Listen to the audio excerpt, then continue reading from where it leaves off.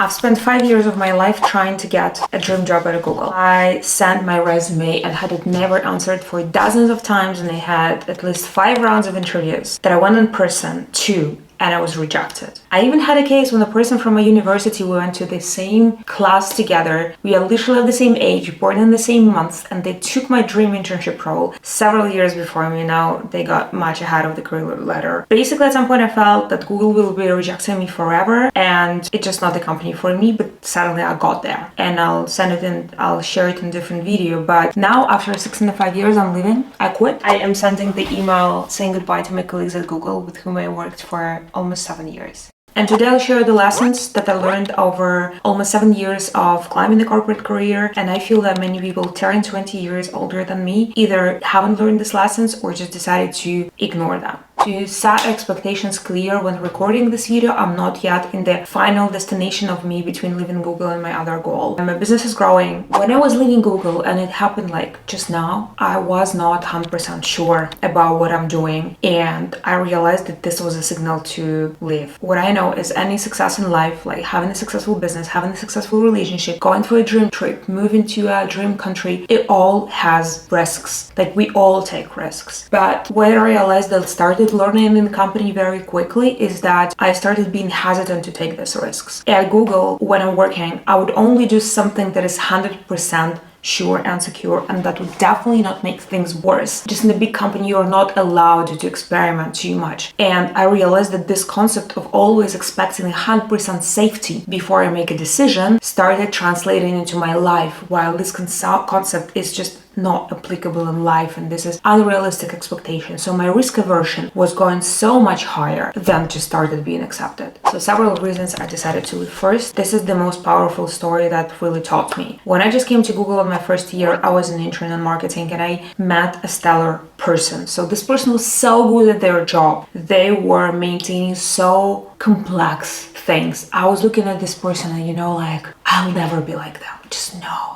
They're so good. I just happened to talk to this person several years later, and I realized this absolutely stellar person who should be successful until the end of their life and never worry about anything less than a stellar success. They basically got a bad rating at work. Bad rating at work means that during the past cycle, so past 6 months, you worked, but the company expected you to work better. Which is if you think of it, it should never be a big deal because, well, we all make mistakes and we all improve. So it's kind of a normal cycle. But for this person, this was a tragedy that made them depressed, that affected all of the aspects of their life, their relationships with children, their sleep, their health, everything. And also this performance rating was really dependent on just the manager. And what I realized is, this is the biggest lesson I had, is any company has a certain system. It's a game, if you will, that has its own rules, and you accept those rules. While technically in the contract, these rules only exist in your 9 to 5. In any ambitious company, this is never true. I never met a person who can actually fully detach from their job after the end of their working day. I don't think I met people who work according to the hours of their contract. And then I never met a person who just shut down their laptop and completely detached and completely be free from the system. No. What I know is people, and including me, I was anxious over the weekends about work from Friday. I would come on a Monday, on Sunday I would start being so anxious about having so much work to do that I won't be able to cope on a Monday. I had cases where I would open my laptop and work at 11 p.m. over something that could potentially have a bad escalation, which is bad escalation is basically publicly people start saying something bad about your work, outside of your work. And while my job was nowhere near the level of this responsibility, I would still go and do it because I was living the thing. Or I would join the calls California times, being in Eastern Europe. I don't say it's bad necessarily. Sometimes I wanted to do it, but most of the times I was driven not by curiosity or willingness to do things. At the uni, I went to a course called Organizational Behavior twice. This is the course about how you organize people in a big organization. So when you have a lot of people, you need very specific knowledge to manage them. And then I didn't get why I'm having this course. And now what I learned is there are a lot of systems on the managerial and psychological levels that help manage people. But I learned that even even if the system only applies at work, you can never step back in your real life. I don't believe there is a person who actually can. And by going to a very ambitious corporation, you either need to accept it as a cost that essentially you're taking on much more mental load than you signed in the contract. But for me, I just didn't want to do it. I just didn't want to play the rules of someone else's game. I just didn't want to do my performance as like someone wants, who I don't even know, who I disagree with. I want my performance to be evaluated by me, and I felt caged up, and all of the things that just add up to burnout. Basically, this lack of consistency between what you want and how you are evaluated and how you're paid. That was a very powerful lesson. Reason number 2, I just stopped being proud of what I do. And now, okay, many people are never proud of what they do at work, and I am. Essentially, my work, over the course of my work, my job has changed a lot, and I decided that I have a right to disagree to do this new form of a job, if this makes sense. What I feel many of people who are employees, they really come into the relationship with the work as victims. So they feel like they're not equal to the employer, but they're like, okay, I'm slightly lower and I'm dependent. I certainly feel like this most of the time, and at some point I just realized I shouldn't be. To be very clear about this point, I was very vocal, and my ex-manager, several ex-managers knew that, all the levels above knew that, and I told Google that. So it's not something I just didn't tell anyone and sneak. No, I was very open about the fact that I just don't like my job. When I started, I was doing a lot of impact. My job was just to grow YouTube organically, and I had so many fantastic cases when I would meet a creator, and because of COVID, they couldn't create content anymore, and because they couldn't create content anymore,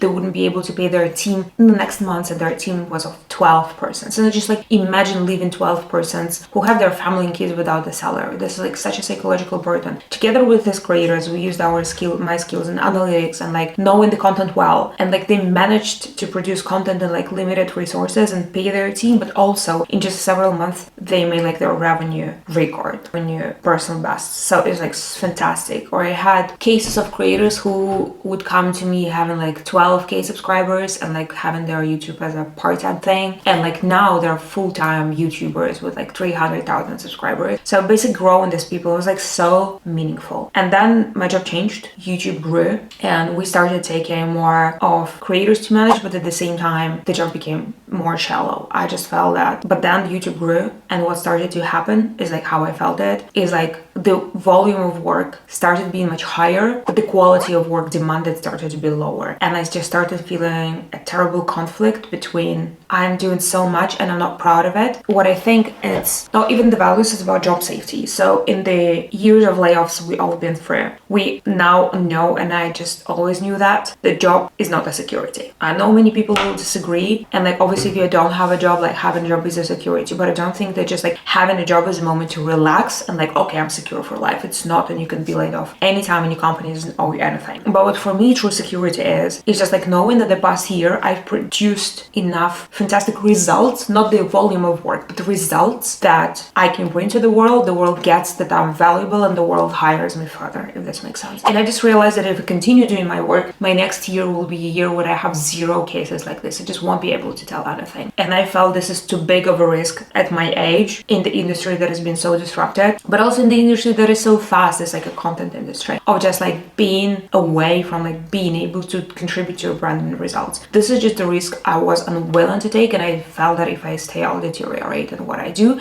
And at the same time, you ask me, okay, why didn't you just change roles?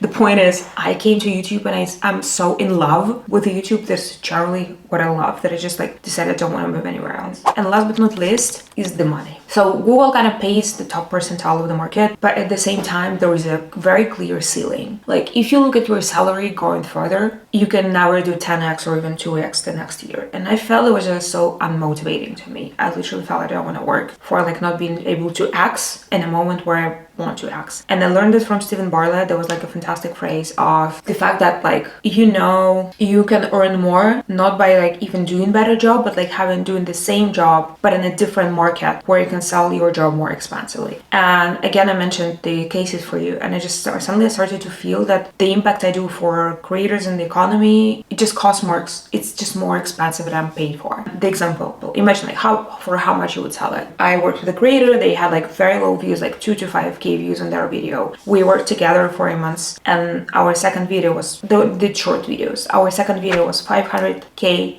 views. On the second week, we created a video that hit 1 million, and on the third week, they created a video that had 16 million views. From 2K to 16 million views. There was a stellar case, and like imagine how many people would pay for this. If this makes sense. So I just realized this is more expensive and I don't want to sell my work in an environment that doesn't appreciate it, and I want to go and I know I'll be evaluated by like real business and like more demanding circumstances, but I'm willing to do it because I'm willing that I can also do just better job and be more rewarded for it. And again, so despite these 3 reasons, the performance system that was affecting me and I didn't want to be affected, the fact that I just stopped being proud of my work and I realized I won't be able to sell my work any further, and the fact that I just found out that I'm not in a place where I'm optimizing for income, there was a difficult decision. And the difficulties I'm sure many can relate on. First of all, is social status. People from Google somehow have this aura of like being very special people, and indeed it's hard to get a company, so like if you work there you're really respected by people. You can actually enter. I had cases when I would speak to a business club who need to accept members, and they accept members from 6 figures a year in their business, and I didn't have a business yet. I had a small one, but it was not 6 figures, and I'm just calling them like, sorry, we can't accept you. And I'm like, but I work at Google. They're like, oh, can you give us an office tour? So like suddenly people want to talk to you. You have such a brand that you almost don't have to be anyone else. You just can basically serve this brand wave. And like I'm giving this up. Like I gave this up and I'm like making this video, and it's like obviously hard. Another thing is I was really afraid to risk what if nothing works. Honestly, even now I wake up in a situation every some other night. I wake up and like I have this feeling, oh my god, I'll fail miserably. I don't know why, but I'll fail.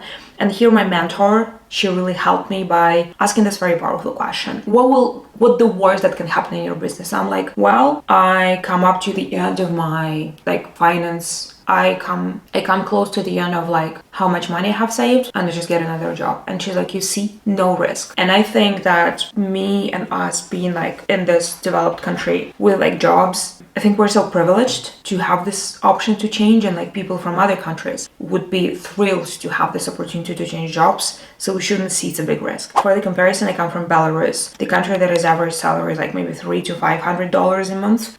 Quite high costs of living, despite it's an Eastern European country, and like non-existent job market. It's like very hard to get any job. So if you're out of job, you are so stressed out. And I realized that being from that background and like got self-made myself to my own business in the UK and London, like I just have to appreciate that what I perceive to be a risk of leaving a job is not a risk. I need to be humble enough to appreciate it. And at the same time, what everyone else will tell you need to do at work is to build something on side and then leave when this something brings you enough money. This is not my case, because I was working as a content consultant for creators. Doing the same thing on the side would mean a conflict of interest and breach of compliance, so I wasn't able to do that. So like very clearly, I literally could not build anything before I actually left. And I realized that's okay. I need to accept it, and I need to accept that this is because I'm arranging my work this way and it's just how it will be. So I just left without like actually having all the base built. A part of this, I think the biggest part is like financials as well, and I'm very open to take it. So I took like 90% of the pay cut, like 90, and I have a mortgage. So obviously like having a mortgage and like starting earning 10% of what you did before is a big shock, but I have some savings that can support me for at least another year, even with having a mortgage and everything. Also, I've done a very tough decision. In London, I was working in central London and living in central London, and this is just like very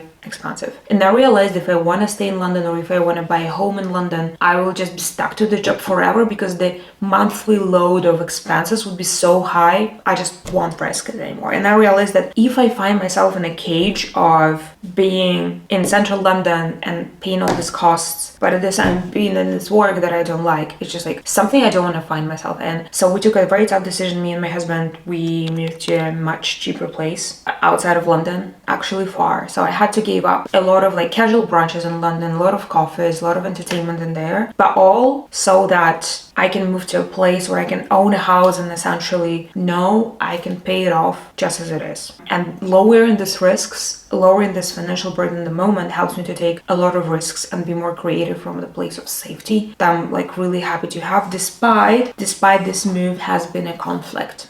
My business is a YouTube consulting. I don't have all the resources yet. I mean, websites and socials, it's all in the progress. But if you want to be in touch, please sign up in the waitlist below and I'll make sure we'll talk with you first before I launch anything.